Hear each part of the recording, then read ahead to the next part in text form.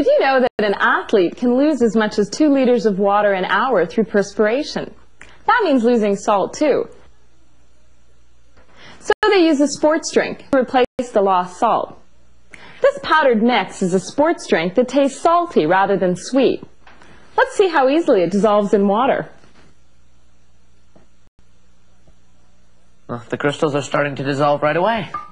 What makes water such a good solvent? Let's take a closer look. Here's what happens when something dissolves. Particles of solute move into the spaces between particles of solvent And make a uniform mixture. One of the ingredients here is salt. Do you know why it dissolves so easily? Something to do with water being attracted to positive and negative charges. You're on the right track. 60 seconds of science. The water molecule has an equal number of electrons and protons. Do you remember what makes it a polar molecule? The oxygen atom exerts a great attractive force on the shared pair of electrons, pulling them closer.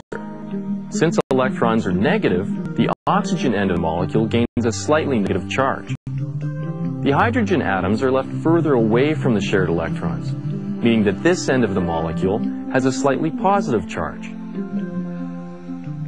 So even though the number of protons and the number of electrons are equal, they're not shared equally between the atoms.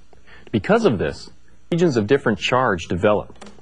Slightly negative at this end and slightly positive here at this end. A molecule with different regions of charge is called a polar molecule.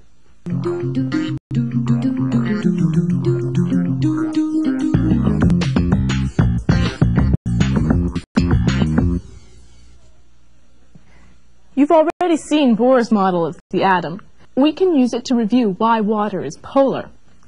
Here's the nucleus, with electrons in different energy levels circling around it. The electrons furthest from the nucleus have higher energy levels. They're called the valence electrons. If the outer energy levels aren't completely filled, then the atoms share valence electrons as they try to make complete energy levels. This sharing creates a covalent bond. The oxygen atom has 6 electrons in its outer energy level. Hydrogen atoms only have 1.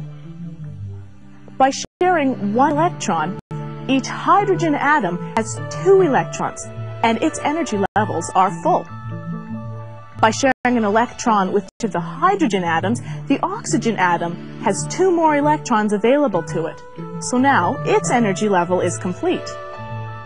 The shared pair of electrons between the 2 atoms form a covalent bond. So, when 2 hydrogen atoms join with 1 oxygen atom, all the energy levels are filled. That means the atoms are stable, and atoms tend towards stability.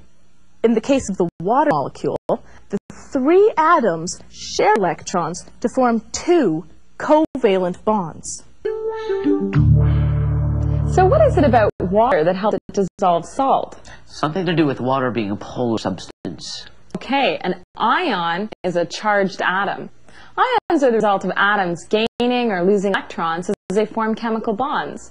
So how does water's polarity help it dissolve ionic compounds? Well, water is attracted to substances with a negative or a positive charge. Right. And remember, salt is an ionic compound that separates into ions as the salt dissolves. Because the ions are charged, the polarity of the water molecule will help to keep them apart. Right. The water molecule forms an angle with negatively and positively charged sides. This polarity helps water dissolve ionic compounds like salt.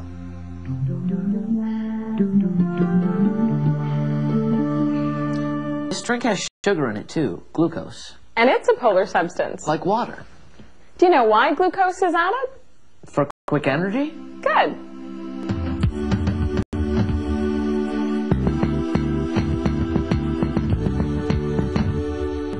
Because it's a polar substance, glucose dissolves easily in water. And once it's dissolved, it's carried in the bloodstream to body cells, becoming the fuel for energy production.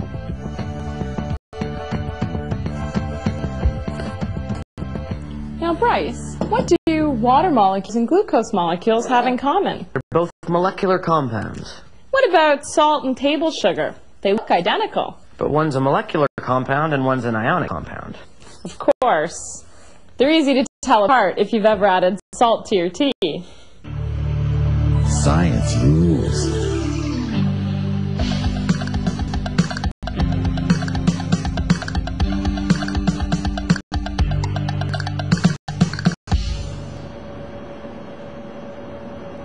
So how do you get rid of some of the stuff that's in the water?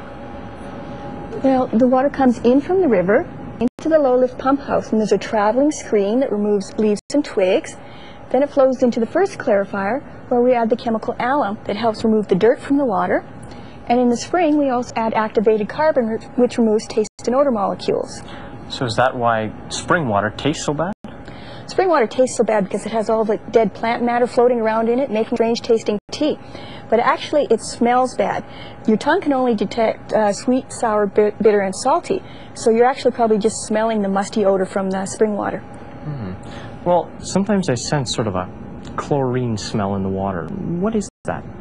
That's the chlorine we add to disinfect the water in our treat process. Now, depending where you live, you might have chlorine, chloramine, or ozone as a residual in your treated water.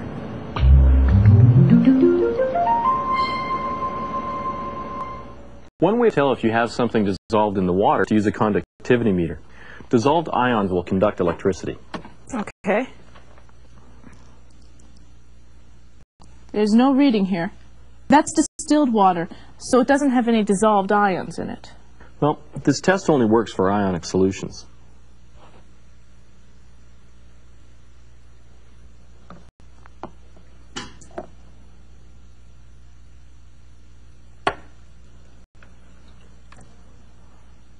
Why doesn't it work for sugar solutions? Well, is table sugar an ionic compound? Right. Sugar's a molecular compound like water, so it doesn't conduct electricity. Most drinking water will show some level of conductivity, depending upon what's dissolved in it.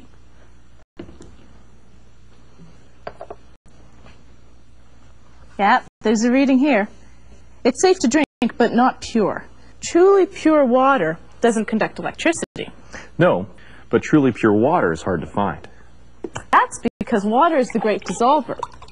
And once something's dissolved in water, it isn't pure water. Well, that's just it. Water will dissolve as compounds, ionic or molecular, because of the polar nature of the water molecule.